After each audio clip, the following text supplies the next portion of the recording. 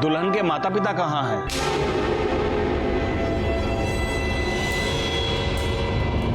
वो नहीं आएंगे, अब विधि शुरू कीजिए।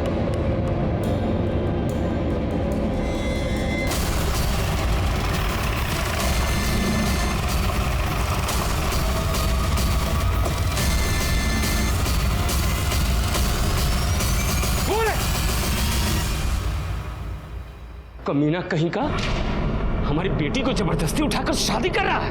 नहीं सर, रुक्मिणी अपनी मर्जी से शादी कर रही है ये। अरे काहे के पीछे हटिए, हम है ना यहाँ। तुम बताओ, ये शादी तुम्हारी मर्जी के खिलाफ हो रही है? नहीं सर, ये शादी हम अपनी मर्जी से कर रहे हैं। अरे काहे की मर्जी? सर, ये हमारी नाबालिग बेटी को बहला फुसला रहा है। नहीं सर, हम नाबालिग नहीं है। हमने 2016 में 10वीं पास की थी। ये देखिए, हम 19 साल के हैं। अरे ये सर्टिफिकेट सब झूठा है सर। आप झूठ क्यों बोल रहे हैं? ये जब छोटी थी ना तो हम इसका दाखिला 5वें में करवा दिए थे सीधे। अभी 18 की भी नहीं हुई है। तुम बहुत जवानी फूट रहा है तुम्हारा। अभी बताते हैं तुमको। रुकिए, रुकिए। कैसी बातें कर रहे हैं आप? आपकी बेटी है ना ये? आपके मुंह से ऐसी बातें शोभा देती हैं उसके लिए? और ये जो हमारे मुंह पे कालिक पोत रही है, इसका क्या सर? ये देख रहे हैं, इसके पास सबूत है कि ये बालिग है। आपके पास कोई ऐसा सबूत है कि ये नाबालिग है? अरे इसे शादी करने से कोई नहीं रोक सकता। पीछे हटाइए ना, आप भी पीछे हटिए। चलिए आप कीजिए।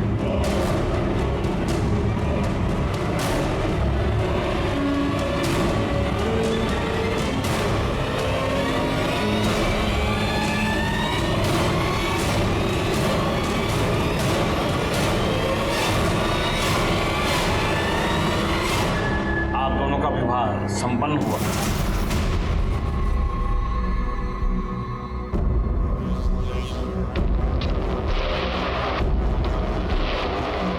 देखिए, हम समझ सकते हैं कि आपको बहुत तकलीफ हुई होगी। रुक्मिणी ने आपकी मर्जी के खिलाफ शादी की है, लेकिन हम आपको आश्वासन देते हैं कि हम इसका हमेशा ख्याल रखेंगे। अगर हो सके तो हमारे नए जीवन के लिए हमें आशीर्वाद दीजिए। ये क्या कर रहे हैं आप लोग? हमारा हाथ आपके ऊपर भी उठ सकता था, लेकिन रुक्मिणी के पिता हैं। आपकी बेइज्जती करेंगे तो उसको दुख होगा। तो हमको मारेगा? हमको मारेगा ये? पापा नहीं, छोड़ो। क्या है ये सब? अगर ऐसे गुंडागर्दी करोगे तो अरेस्ट कर ले जाओगे। सुन बेटा, खेल अभी खत्म नहीं हुआ, खेला तो अब शुरू होगा। निकलो, चलो चलो।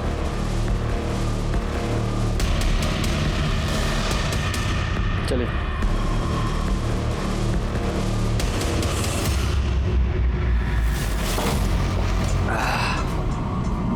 हम तुमको पहले ही बोले थे कि मार कर सालों को निपटा देते हैं, लेकिन तुमको तो आग लगी थी पुलिस के पास जाने की। जाओ। अरे हमने तो सोचा था कि पुलिस आके सारा खेल खत्म कर देगी, ये शादी रुकवा देगी, लेकिन छोड़ेंगे नहीं सालों ना, छोड़ेंगे ना। पंकज यार, थोड़ा जल्दी हाथ चलाओ यार, सुबह से कोई काम आगे बढ़ता ही नजर नहीं आ रहा है हमको।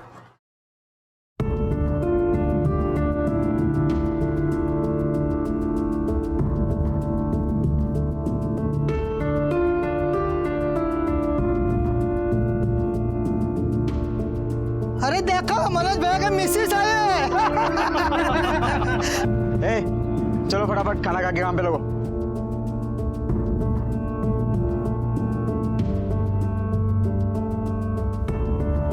कैसा बना है? तुम खाई? हम खा लेंगे। अरे अभी खाओ हमारे साथ, हम खिलाएंगे तुमको अपने हाथों से।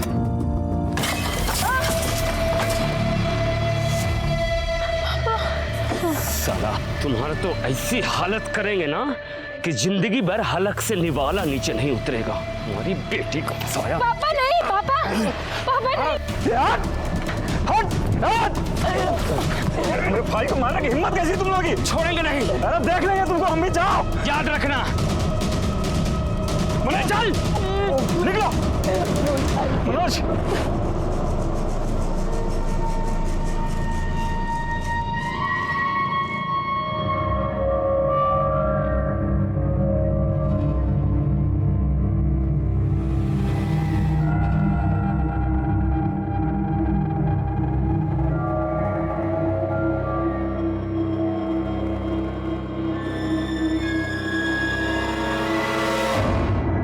आ जाओ, एक सीट खाली, आ जाओ। ये पटेल नगर किधर पड़ेगा? पटेल नगर पास में ही आइए, मैं आपको छोड़ दूँ। अरे यार बीच में कहाँ फुदक रहा, मेरा नंबर है। भाई मेरा नंबर है, अरे तो जा रहा है यार, दिमाग खराब कर रहा है। मैं आपको छोड़ देता हूं। मैं छोड़ दूं, आप इधर आइए। बैठ जा, बैठ जा, रुक जा, बैठ जा, मैं छोड़ रहा हूं। बैठ जा।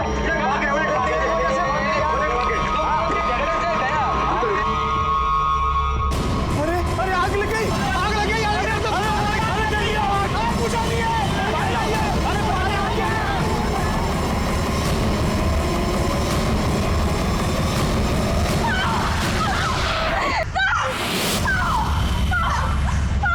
नहीं नहीं, ये मत लगाओ, हमको बहुत जलता है इससे। अरे इससे बहुत जलता है हमको। हाँ, हम नहीं लगा रहे। अच्छा नहीं लगा रहे, हाँ नहीं लगा रहे।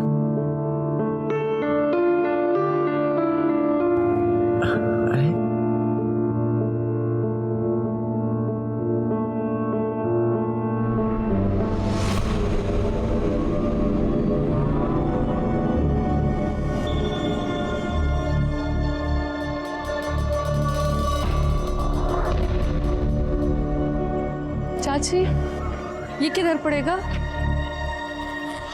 बेटा ये आगे जाके दूसरी गली और तीसरा मकान।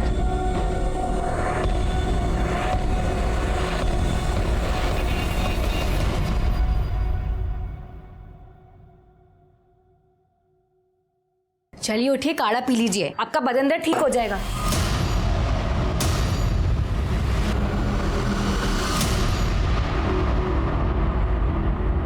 लो भाई, सामान ले आए। खड़ा धनिया नहीं मिला।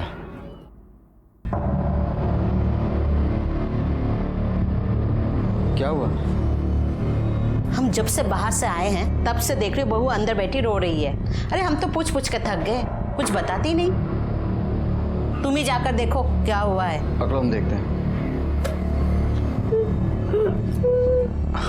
अरे क्या हुआ? काहे रो रही हो? अब देखो, ये मत कहना कि घर की याद आ रही है। तुमको पता था ना कि ये सब आसान नहीं होने वाला है। हमें पता था, पर हमें ये नहीं पता था कि तुम्हारा भाई हम पे जबरदस्ती करेगा। ऐसे कहाँ शर्मा रही हो? कभी देखी नहीं होगा। भैया छोड़िए हमें।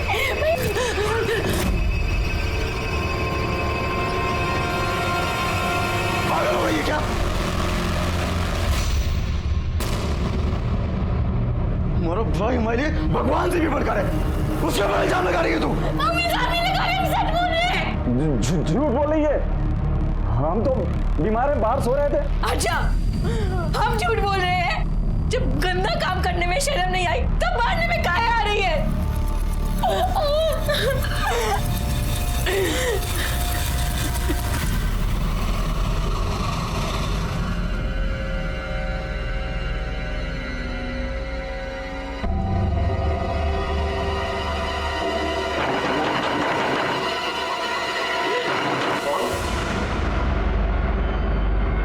पापा, तुम कौन है?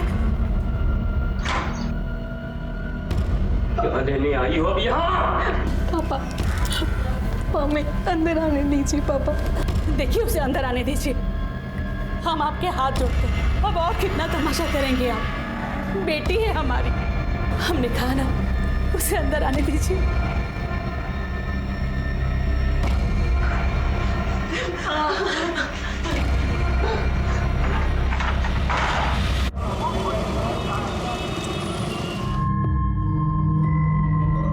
तुम्हें ऐसा बहू पर हाथ नहीं उठाना चाहिए था। हाँ, तुम सुनी ना वो क्या बोल रही थी? भैया प्लीज ले आओ ना भाभी को।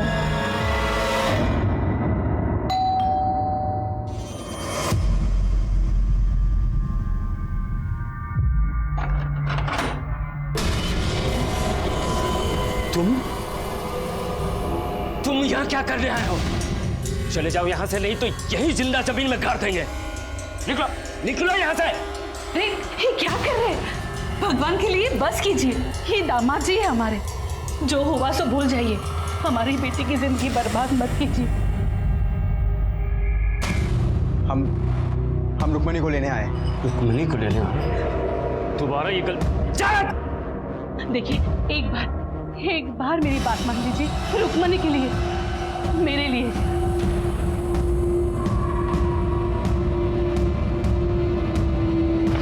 अरे ये सुन, हम सब कुछ भूलने को तैयार हैं, लेकिन एक शर्त पर। हमारी बेटी को दोबारा मत रुलाना। उसकी आंखों में आंसू नहीं देख सकते। अरे माना कि हम दिल से कठोर है, लेकिन बाप है उसके। तुम क्या देख रही हो? अरे दामाद जी पहली बार आए हैं, कोई अच्छा खाना बनाओ।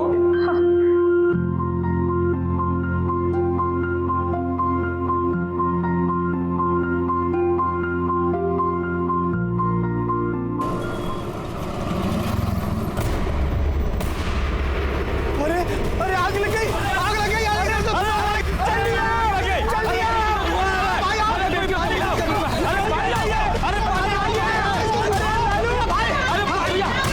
अबे हमारे बेटियों से भागे, कमरे में आग लगी।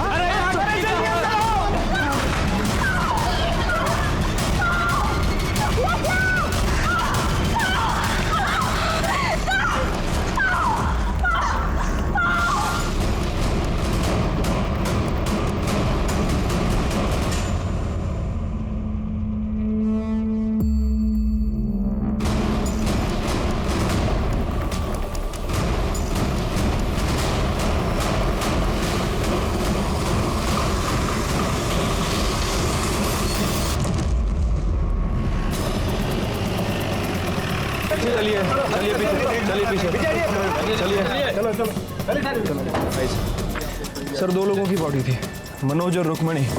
काफ़ी बुरी तरह से जल गए थे। मनोज की तो मौका वारदात पर ही मौत हो गई। रुक्मणी को हॉस्पिटल भेज दिया गया। ये रही सर मनोज की बॉडी।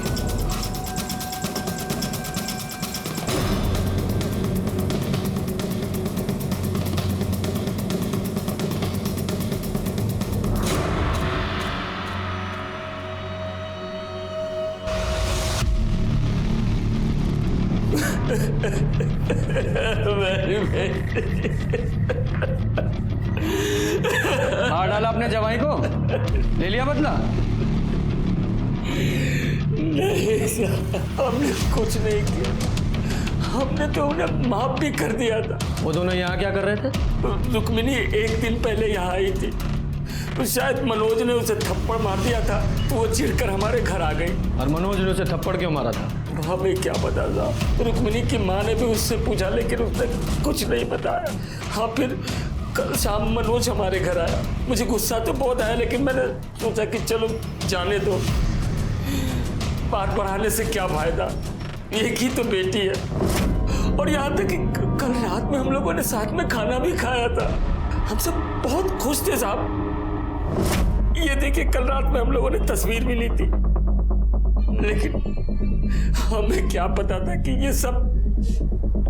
ये आग कैसे लगी? हमें नहीं पता साहब। हम तो रात में सो रहे थे, तभी रुक्मिणी के कमरे से चीखने की आवाज आई। फिर उसके कमरे से धुआं निकलने लगा। पड़ोसी आए और उन्होंने दरवाजा तोड़ा, और उसके बाद।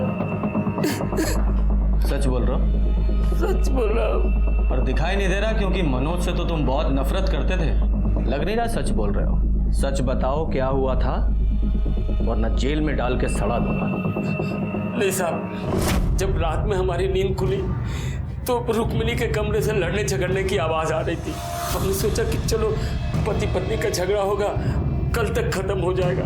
फिर हम बाथरूम चले गए। बाथरूम से जब वापस आ रहे थे तो देखा कि मनोज मिट्टी के तेल का डब्बा लेकर कमरे के अंदर जा रहा, और जाकर उसने दरवाजा बंद कर लिया। हमने दरवाजा खटखटाया, लेकिन उसने दरवाजा नहीं खोला। अभी कुछ सोच ही रहे थे, तभी रुक्मिणी के कमरे से चीखने चिल्लाने की आवाज आने लगी। हमने दरवाजे के छेद से झांक कर देखा तो मनोज रुक्मिणी को जला दिया था साहब। फिर हमने देखा कि मनोज को भी आग लग गई है। पड़ोसी आए, उन्होंने दरवाजा तोड़ा, लेकिन तब तक मनोज मर चुका था साहब। तुम्हारा भाई कहाँ है? वो अस्पताल गया साहब। बाकी लोगों के बयान लो, बॉडी को मॉर्ग में भेजो, मनोज के घर वालों को भी बुलाओ। ठीक है सर।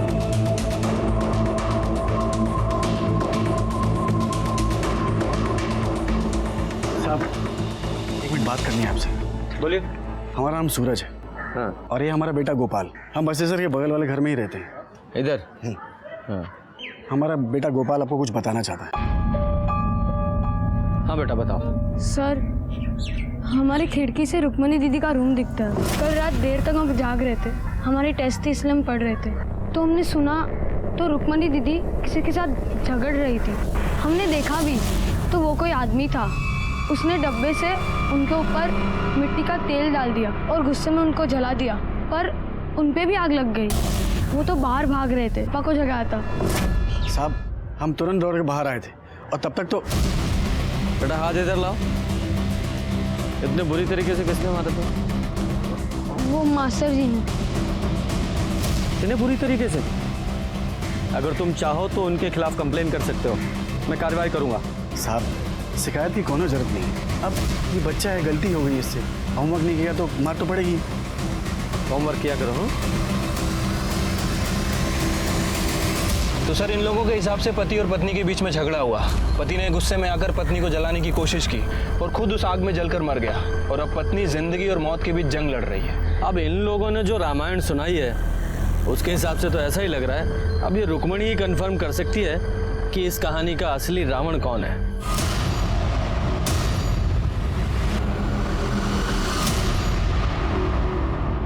सर रुक्मणी कुछ भी बता नहीं सकती, वो कुछ बोलने की हालत में है ही नहीं। उसका बदन पूरी तरह से जल चुका है, अभी बेहोश है। अगर वो होश में आ भी जाए तो भी उसे ठीक होने में काफी समय लगेगा। देखिए ना साहब, क्या हालत कर दी हमारी बेटी की। ये सब हमारी गलती है, नहीं हम उसे घर में आने देते, नहीं वो ये सब करता। अच्छा हुआ कि राक्षस चलकर मर गया, वरना हम उसकी जान ले लेते। जब ये सब कुछ हुआ आप कहाँ थे? अपने घर में थे साहब, हमें तो अभी इस बारे में पता चला है, और हम तो इस रिश्ते के पहले से ही खिलाफ थे। अब देख लीजिए बड़ों की बात ना मानने का क्या नतीजा होगा। यादव जी, ये मनोज के घर वालों को इन्फॉर्म किया? हाँ, उन्हें मॉर्ग रूम बुलाया।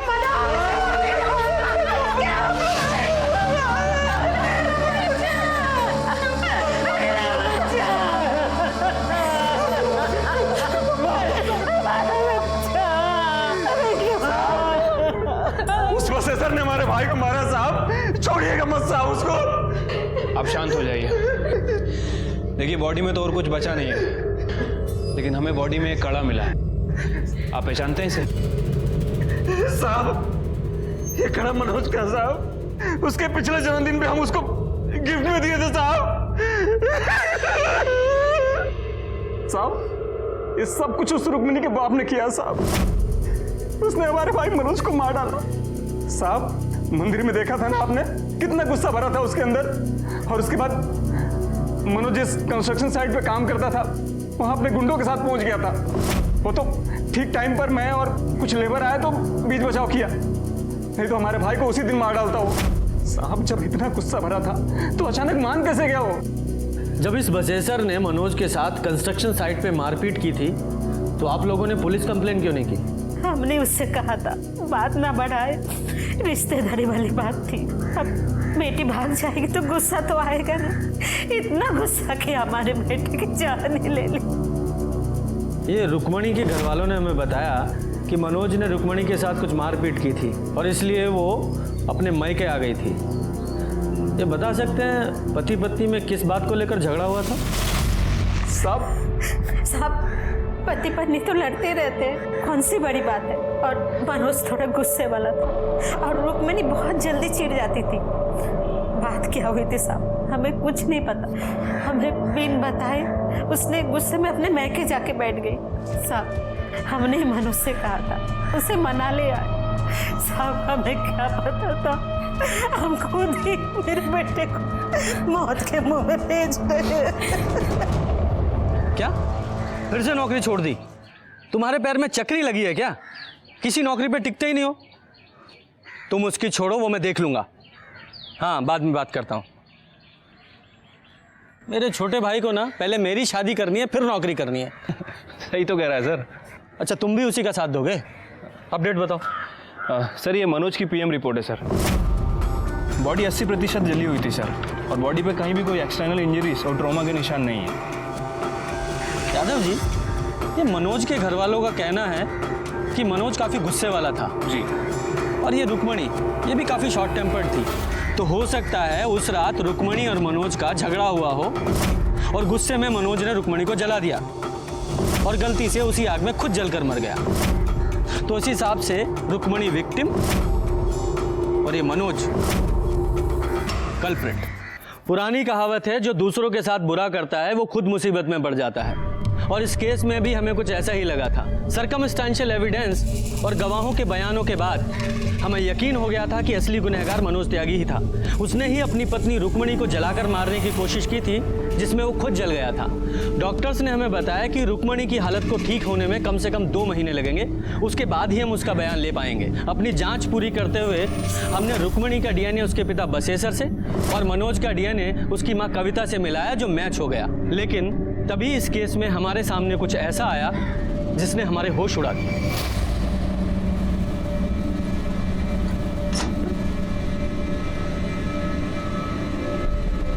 सरोज, जल्दी नीचे आ सरोज। अरे कहाँ रह गई थी सरोज? जी अम्मा जी, वो हम छत पर ना कपड़े सुखा रहे थे।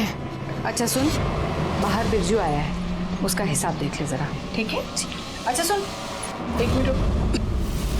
मुझे लगता है थोड़ा हिसाब उसका और बनेगा, तो तू एक काम कर, तू ये सारे पैसे ले जा, ठीक से हिसाब कर और बचे हुए पैसे लेके आ। चल जा। काय टुकुर टुकुर देख रही है? बाहर जा, जा अपना काम कर। अम्मा जी, हम कह रहे हैं लड़की कुछ ठीक नहीं लगती हमको। अरे बेफालतू का ना सब पे शक करता रहता है, अच्छी लड़की है वो। बताइए। 12 बोरी आलू की लेकर के आया हूँ और अपना 1 बोरी अदरक। 1 सेकंड, 1 मिनट।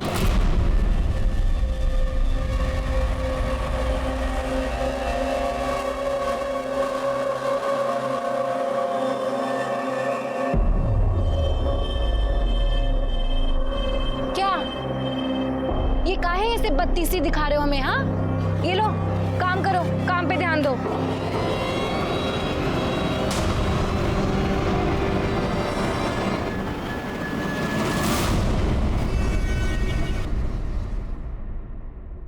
सर, बिहार के बलुआ गांव में एक जवान लड़के ने एक लड़की के साथ मिलकर वहां रहने वाली विधवा के घर लूटपाट की और उसके बाद उसकी हत्या कर दी। सर, उसका नाम दुर्गा देवी था, 65 साल की थी और काफ़ी अमीर थी। बाकी की फैमिली दिल्ली में रहती है। और सर, ये दोनों कल्पिट बिरजू और सरोज उसी के घर काम करते थे। सर, बिहार पुलिस ने बताया कि वो दोनों कल्पिट मुगल सराय की तरफ आए हैं। सारी डिटेल सर्कुलेट करवा दीजिए। हाँ सर, लेकिन एक बार फोटो तो देख लीजिए। ऐसा क्या है फोटो में?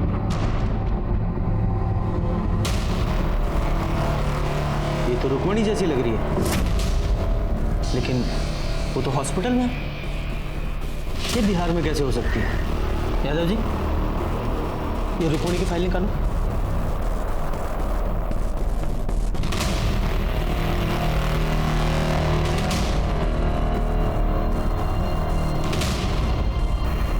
देखिए सर, दोनों के हाथों पर बिल्कुल सेम जगह ही टैटू है। हाँ, लेकिन इस फोटो में टैटू थोड़ा क्लियर नहीं है, लेकिन है एक ही जगह पर। Good job Yadav ji. अब इस रुक्मणी से मिलने का वक्त आ गया है, चलो।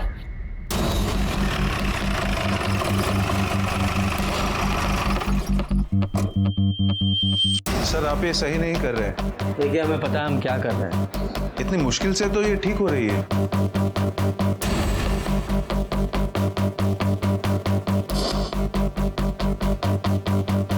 देखिए, मैंने पहले ही कहा था, अगर यहाँ पे कोई टैटू होता तो बुरी तरह से जल चुका होगा। डॉक्टर साहब, क्या कोई और तरीका नहीं है जिससे ये पता लग जाए कि पहले यहाँ टैटू था या नहीं? जी नहीं, क्योंकि स्किन के पिगमेंट्स जल चुके हैं। अब इसे पता लगाने का कोई तरीका नहीं। एक तरीका है, बिहार चलना होगा। शायद वहीं चलकर इस सरोज और रुक्मणी की पहेली सुलझे।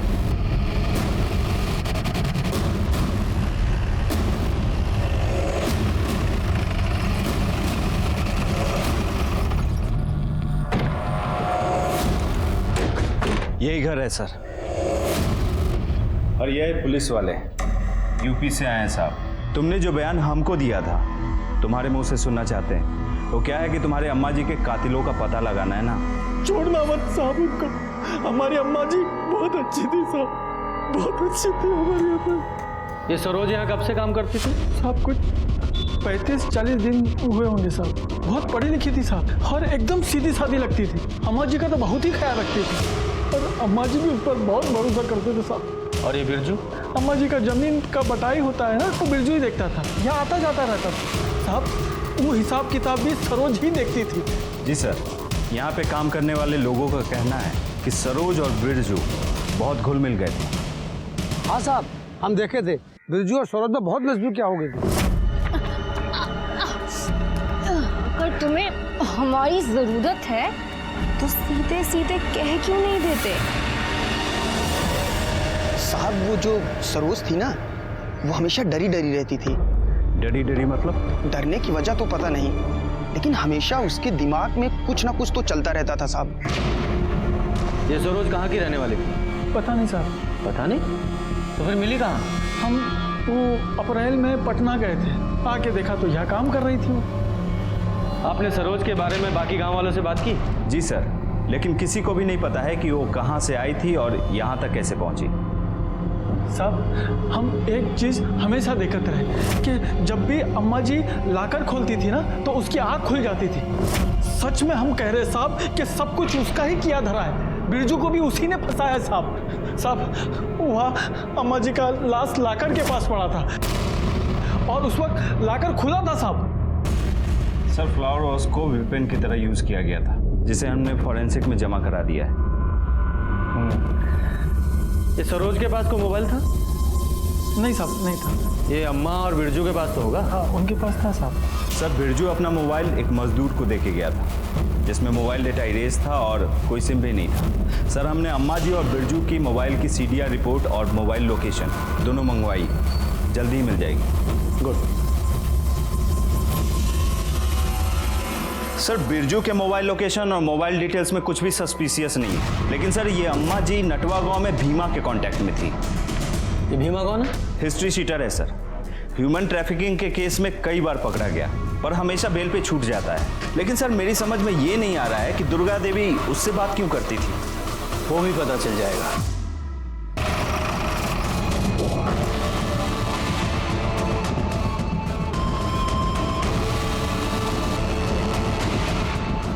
सर यही घर है भीमा का।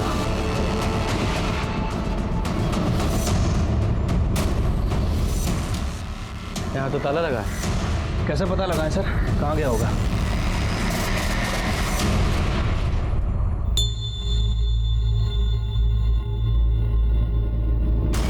तुम भी माँ रुको।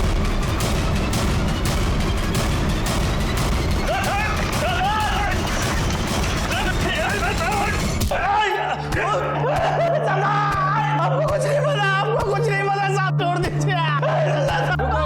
रुको। कितना मारते हो तुम लोग? बहुत लगा? जी साहब। अच्छा पानी पियोगे? हाँ साहब। ठीक है पिलाते हैं, पर पहले सच बताओ। सरोज को तो जानते हो, कौन है, कहाँ से आई थी, सारी डिटेल्स बताओ उसकी। साहब हम कसम खा के कहते हैं, हमको नहीं पता साहब। अम्मा ना सच बोलती थी, ये लातों के भूत बातों से नहीं मानते। तुम लोग ना अपने तरीके से पूछ लो, मुझे तो ये कुछ बताएगा नहीं। साहब रुकिए साहब, बताते साहब, बताते। बताओ। सब वो दरअसल वो राम लगन आदमी का फोन आया था हमारे पास। वो हमको बोला कि उसके पास एक 19 साल की एक लड़की है जो बहुत ही खूबसूरत है, उसका हाथ पैर भी ठीक ठाक है। तो साहब 1 लाख में हमारा डील फाइनल हो गया। उसके बाद साहब हम 5 दिन अपने साथ ही रखे नटवा गाँव में। बस इतना ही साहब। फिर 5 दिन बाद क्या किया? वो अम्मा जी को बेच दिए थे 1.5 लाख रुपए में। ये राम लखन का जो फोन आया था मोबाइल से आया था? जी। यादव जी सर उस नंबर को ट्रेस करो। कहाँ का रहने वाला है ये? जी यूपी। तो लड़की को तुमने यूपी से उठाया? साहब ये तो हमको पता नहीं है, लेकिन यूपी और बिहार का जो बॉर्डर है ना, वहीं पर लेन देन हुआ था। कब हुआ था? 11 अप्रैल रात को हुआ था। मतलब जिस रात रुक्मणी और मनोज को चलाया गया। ठीक है, वेरी गुड सर। रामलखन का फोन ट्रेस हो गया है सर। ये रामलखन और कोई नहीं बल्कि बसेसर दुबे ही है, रुक्मणी का पिता। क्या? तो क्या ये सरोज और रुक्मणी दोनों एक ही हैं? अगर ये सरोज रुक्मणी है तो फिर वो लड़की कौन है जो हॉस्पिटल में है? या फिर दोनों जुड़वा बहनें हैं? सर जो लड़की हॉस्पिटल में है उसका डीएनए बसेसर दुबे के डीएनए से मैच भी हुआ था। बड़ी उलझी हुई पहेली है।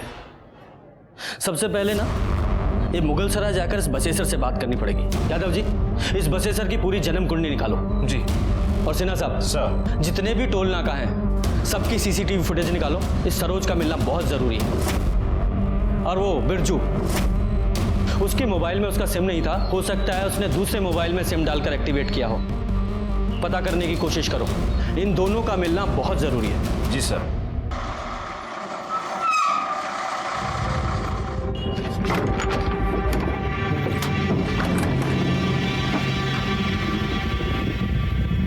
सुनिए, हम ऐसे कब तक इधर उधर भागते रहेंगे?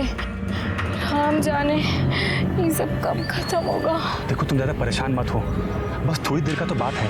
हम आज रात को बनारस से गाड़ी पकड़ेंगे, उसके बाद निकल जाएंगे। फिर हमको तो कोई टेंशन नहीं है वहाँ पे। चलो अब। हमें बहुत भूख लग रही है और हमारा गला भी सूख रहा है। गला तो हमारा भी सूख रहा है, लेकिन करें क्या? एक काम करो, आओ तुम इधर आओ, तुम यहाँ बैठो, हम तुम्हारे लिए कुछ खाने को लेकर के आते हैं। जाना मत यहाँ से कहीं।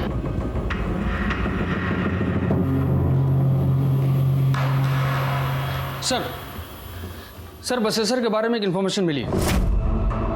क्या? बसेसर की पहले भी एक शादी हुई थी किसी दुलारी नाम की औरत के साथ। उससे एक बेटी भी है, महुआ रुक्मिणी से 2 साल बड़ी है।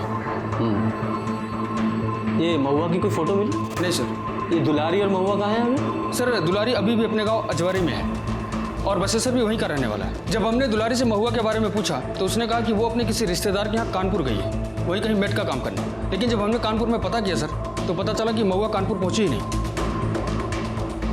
कब की बात है? सर अप्रैल के पहले हफ्ते की।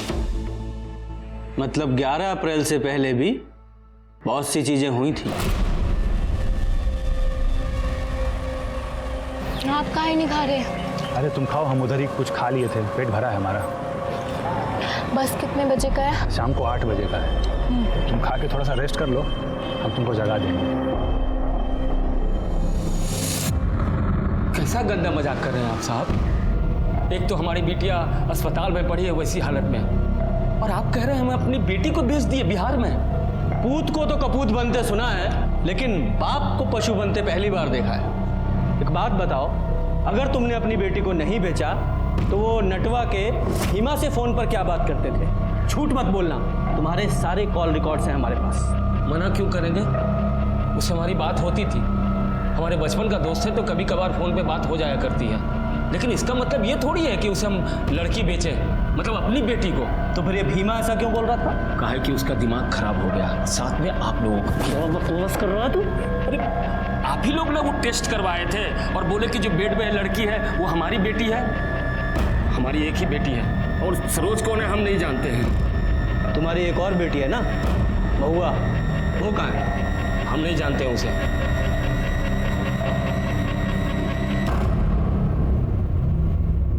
ठीक है, जाओ।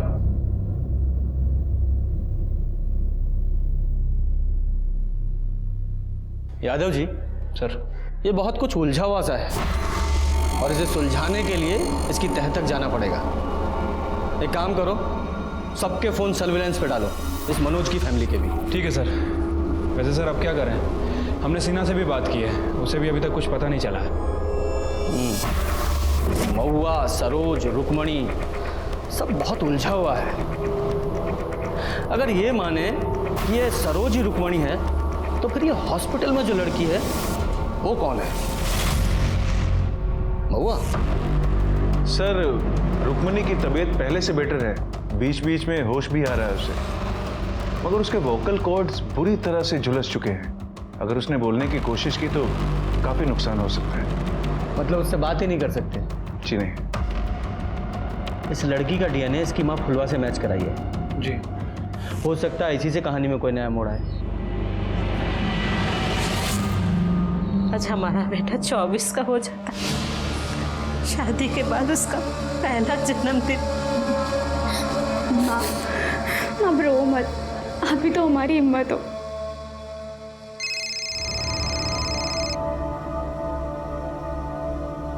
हेलो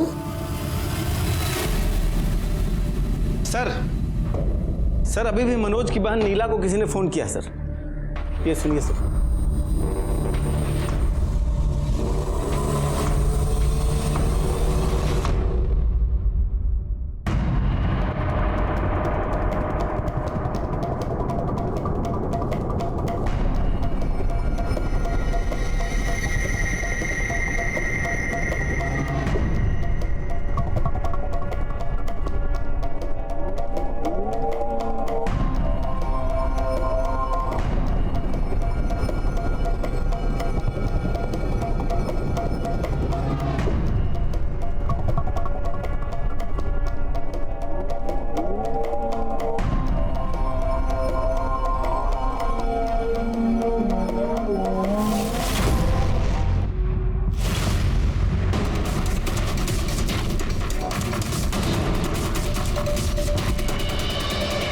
कैसी हो? याद नहीं रहे। सरोज, ले चलो इसे।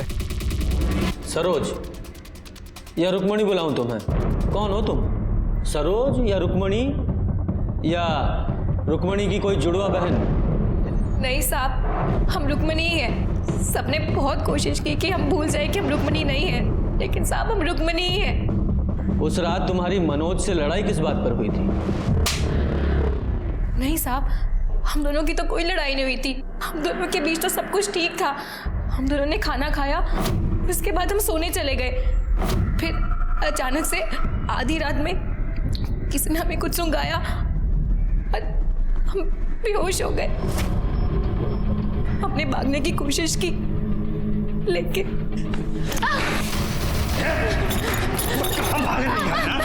कहाँ भाग रही है? नहीं, समझ नहीं आता तुमको? तुम ऐसे नहीं समझ। रुको, समझाते हैं तुम। हमारे साथ रेप किया और 5वें दिन। एक बात सुन लो, हम तुमको ना अम्मा के पास भेज दिए। हाँ, भेज दिए हैं तुमको। अब से तुम्हारा नाम सरोज है। सरोज, रुक्मणी नाम को भूल जाओ। और अगर तुमने भागने का कोशिश किया ना तो पता क्या होगा? जो पूरा गांव का मर्द लोग है ना, वो तुम्हारे ऊपर छोड़ देंगे। उसके बाद तुमको और तुम्हारे मनोज को, दोनों को गोली मार देंगे। अम्मा जी बहुत अच्छी इंसान थी, वहां में कोई परेशानी नहीं थी। पर साहब, हम वहाँ कैसे रहते? हमें तो अपने पति के पास जाना था। हम मनोज से बहुत प्यार करते थे साहब। हमारे पास कोई फोन भी नहीं था जिससे कि हम मनोज को फोन कर सके। वहाँ हर वक्त हम पर सब लोग नजर रखते थे साहब। ऐसा लगता था जैसे हमें वहाँ कैद करके रखा हो। फिर हमें एक आदमी मिला वहाँ पे, बिरजू नाम का। वो अम्मा जी की जमीन पे बटैये पे काम करता था। हमने उससे जानबूझकर दोस्ती की। हमने बिरजू से कहा कि हमें यहाँ से भागना है। उसने कहा उसके लिए हमें पैसे चाहिए होंगे।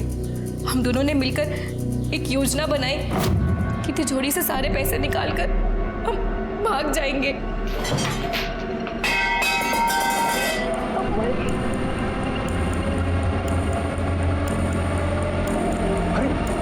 अरे सब पैसा कहाँ है इसमें? तुमने कहा बहुत सारे पैसे हैं।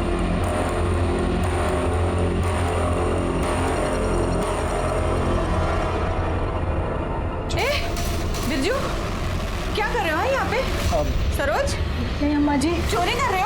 अम्मा वो सफाई कर रहे क्या रहा है यहाँ पे?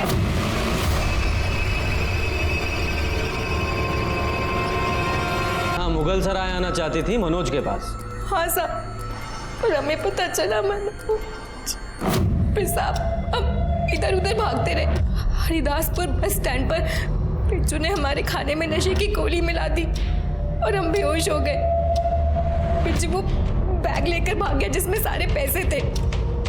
फिर हमने एक आदमी के फोन से नीला को फोन किया। उससे पहले हमने कई बार मनोज को भी फोन किया था, लेकिन उसका फोन बंद था। ऊपर से बिरजू ने हमें मना किया था जब तक हम मुगल सराय ना पहुंचे तब तक हम किसी को फोन ना करें। साहब हमारा यकीन कीजिए, हमने अम्मा जी को नहीं मारा। लेकिन पैसे तो तुम्हारे पास थे। हाँ साहब, जब बिरजू ने खाना खाने से मना किया तब हमें उसकी नीयत पर थोड़ा सा शक हुआ, तो हमने पैसे अपने पास छुपा लिए थे। मनोज ने तुम्हें किस बात पर मारा जो तुम मायके चली आई थी?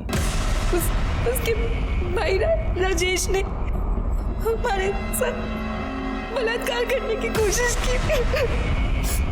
हमने मनोज को बताया भी साहब, पर उसने हम पे यकीन नहीं किया। सर, डीएनए रिपोर्ट आ गया है।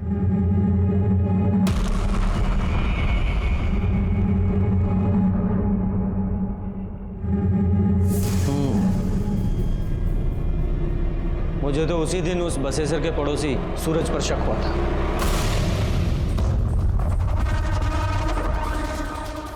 तुमने पुलिस से झूठ क्यों बोला? देखिए साहब, आप हमारे बच्चे के साथ ऐसे सवाल जवाब नहीं कर सकते। अच्छा, उस दिन तो तुम ही लाए थे ना इसे बयान दिलवाने के लिए। अब क्या हुआ? बेटा, झूठ बोला था ना उस दिन तुमने। सर, हमें कुछ नहीं पता था, हमने कुछ देखा भी नहीं था। वो तो पापा और बसेसर चाचा ने जो कहने को बोला था वो अपने आप को कह दिया।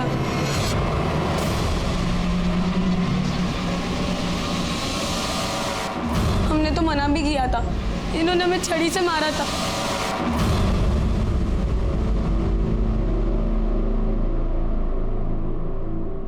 तुम्हारे खिलाफ सारे सबूत हैं हमारे पास। अब फटाफट सारी सच्चाई बताओ।